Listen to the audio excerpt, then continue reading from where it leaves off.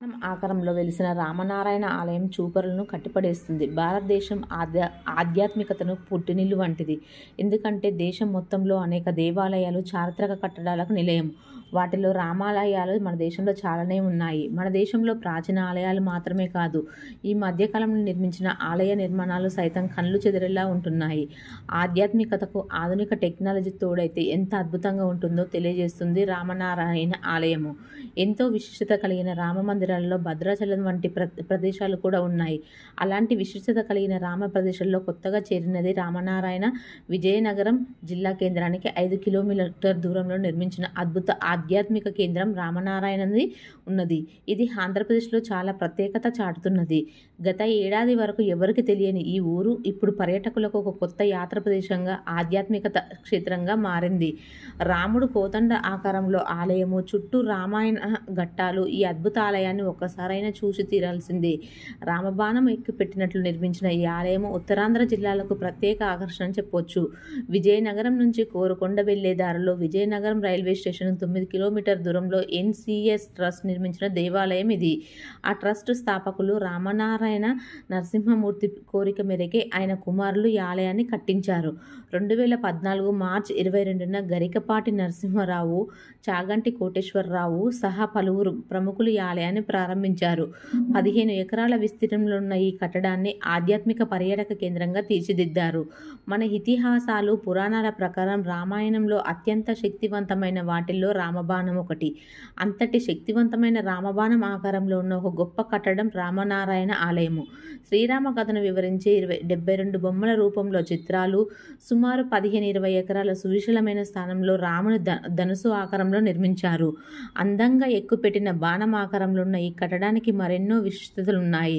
Google మ్యాప్లో సైతం అద్భుతంగా కనిపించిన ఈ ప్రదేశం యొక్క ప్రత్యేకత మాటకొస్తే, మన చిన్ననాటి నుంచి ఎన్నోసార్లు విన్న రామాయణ కథ కళ్ళకు కట్టినట్లుగా పైనుంచి చూస్తే విల్లు ఆకారంలో కనిపించే ఈ ఆలయంలో శ్రీరామ కథను వివరించే 72 బొమ్మల రూపంలో చిత్రాలు, 60 అడుగుల ఆంజనేయ విగ్రహం ప్రత్యేక ఆకర్షణలు.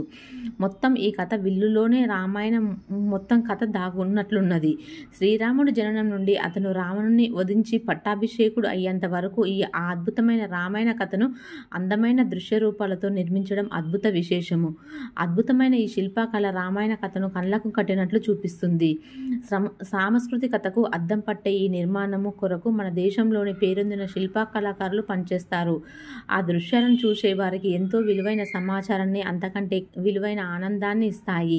ఈ చిత్రాలను ప్లాస్టర్ ఆఫ్ పారిస్తో తీర్చిదిద్దారు. మన సాంప్రదాయాలు, సంస్కృతి కళకు అద్దం పట్టే ఈ నిర్మాణము దిగవంత నారాయణ నరసింహమూర్తి సంకల్పంతో సాధ్యపడింది. ఆయన పేరు మీదే ఈ నిర్మాణానికి రామనారాయణం అనే పేరు వచ్చింది. 12 అడుగుల మహాలక్ష్మి, సరస్వతీదేవి విగ్రహాలు ఈ ఆలయ ప్రాంగణంలో, సీతారామ కళ్యాణ మండపము, వాల్మీకి గ్రంథాలయము, ఆంజనేయదేవి అల్పాహార శాఖ, శబరి అన్న ప్రసాదశాల, సుగ్రీవ గోశాల ఇవన్నీ ఆకట్టుకుంటున్నాయి. అలాగే 12 అడుగుల మహాలక్ష్మి, సరస్వతీదేవి విగ్రహాలు, 60 అడుగుల ఆంజనేయ స్వామి విగ్రహం ప్రత్యేక ఆకర్షణగా నిలుస్తున్నాయి. ఒక రామాయణ కథతో ఏర్పాటు చేసిన ఈ గ్రీన్ థీమ్ పార్క్ను సందర్శించడం వల్ల మంచి అనుభవంతో పాటు మనసుకు ఆహ్లాదం కలుగుతుంది. సీతా లక్ష్మణ ఆంజనేయ సహిత శ్రీరామాలయం ప్రధాన ద్వారం దాటగానే సర్వవిజ్ఞ అయిన వినాయకుడి ఆలయం ఉంది. ఈ కట్టడం 2 అంతస్తులుగా ఉంది. పై అంతస్తులు ధనువుకు ఒక చివర విష్ణు ఆలయం, మరొక చివర సీతా లక్ష్మణ ఆంజనేయ సహిత శ్రీరామ ఆలయం ఉన్నాయి. ఈ రెండింటిని కలుపుతూ ఒక కారిడార్ ఉన్నది. సందర్శకులు ఆయా విగ్రహాల గురించి తెలుసుకోదలిచినప్పుడు ఈ చిత్రాల కింద ఈ ఘట్టాన్ని తెలిపే వాక్యాలు కూడా మన 3 భాషల్లో వ్రాసారు. ఆయా విగ్రహాల వద్ద నిల్చొని ఆ ఘట్టం గురించి తెలుగు, ఇంగ్లీష్, హిందీ భాషల్లో తెలుసుకునే విధంగా ఏర్పాటు చేశారు. సందర్శకులు ఆయా విగ్రహాల గురించి తెలుసుకోదలిచినప్పుడు అక్కడ ఏ భాషలో కావాలంటే ఆ భాషను ఎంపిక చేసుకునే వెసులుబాటు కల్పించారు. ధనువు ఆకారంలోని తొలి సగం కారిడార్లో 35, మలి సగం కారిడార్లో 40, మొత్తం 75 క్యూ చిత్రాలు ఉన్నాయి. ఆ చివర విష్ణు, ఈ చివర రామాలయాలు నిర్మించడంలో రహస్యం విష్ణువే రామునిగా అవతరించాడని, ధనువు మధ్య భాగంలోని కట్టడంలో ఒక పెద్ద వేదిక పైన 70 అడుగుల అభయ ఆంజనేయ స్వామి విగ్రహం చూపరులను కట్టిపడేస్తుంది. రంగురంగుల విద్యుత్ దీపాలతో అలంకరించి కింద నుండి ఈ విగ్రహం వరకు వెళ్లే దారిలో విద్యుత్ దీపాలతో అలంకరించిన జలయంత్రాలు మనసుకు ఆహ్లాదాన్ని కలిగిస్తాయి. కింది నుంచి పైకి వెళ్లేందుకు విశాలమైన సోపాన శ్రేణి ఉంది. పైన ఆలయాల బయట జయ విజయాల గరుత్మంతుడి, శకురుడు, నారదుడు, తుంబరులు యొక్క విగ్రహాలు ఉన్నాయి. శ్రీ సరస్వతుల విగ్రహాలు శోభాయమానం కింద మెట్లకు ఇరువైపులా 16 అడుగుల ఎత్తు ఉన్న శ్రీ మహాలక్ష్మి, సరస్వతి విగ్రహాలు శోభాయమానంగా ఉన్నాయి. 2 విగ్రహాల వద్ద కూడా పౌండ్లు ఉన్నాయి. మెట్లకు ముందు ఈ ఆలయం కట్టించిన నారాయణ నరసింహరావు మూర్తి గారి విగ్రహం ఉంది. ఆయనకు సర్వదా పుష్పాంజలి సమర్పిస్తున్నట్లు 5-6 ఆవృతులతో పూల మొక్కలు ఉన్నాయి. అలాగే ఈ ఆలయాన్ని చూడడానికి వచ్చే భక్తులు, సందర్శకులకు మధ్యాహ్న భోజనం ఉచితంగా అందిస్తుంటారు. ప్రధాన రహదారికి కాస్త దూరంగా ఉండడం వల్ల ఇక్కడ మధ్యాహ్నం పూట ఆహార వసతులు దొరకడం కష్టం. అందుకే ఇక్కడ వచ్చే భక్తుల కోసం నిత్యాన్నదానం జరుగుతుందని ఆలయ ప్రతినిధులు చెబుతున్నారు. ఇంకా ఇక్కడ ఇతర దేవతలకు చెందిన చిన్న చిన్న ఆలయాలు అనేకం ఉన్నాయి. ఆయా దేవతామూర్తుల జన్మ నక్షత్రాన్ని బట్టి వారికి ఆయా రోజుల్లో అభిషేకాలు, ప్రత్యేక పూజలు నిర్వహిస్తుంటారు.